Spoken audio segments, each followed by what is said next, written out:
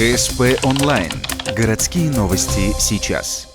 Достойные результаты показывают ухтинские спортсмены на первом республиканском турнире по версии современного мячевого боя. Сыктывкар принимает спортсменов на своей площадке также впервые. Бойцы сражаются в 5 возрастных категориях. В каждой из них ухтинцы занимают призовые места. Есть на турнире и свои нюансы. Ухтинцы относятся к Федерации спорт мяча, сыктывкарцы – к Федерации современного мячевого боя. У нас немножко разные правила, у них более тяжелый снаряд.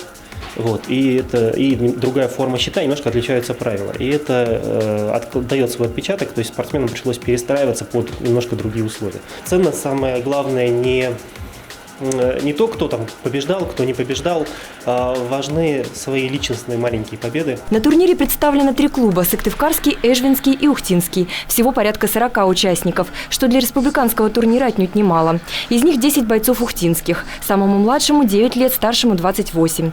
Готовиться к соревнованиям ребята начали загодя, еще в декабре. Тренировки регулярные, 2 раза в неделю в поселке Ветлосян и 2 раза в Ухте. Не так давно у ухтинских бойцов возникли проблемы с помещением. Проблема, что при предыдущем мэре нам пообещали помещение на Синякова 49, и мы очень долго не могли получить договор этого. А когда мэр сменился, нас просто попросили освободить это помещение.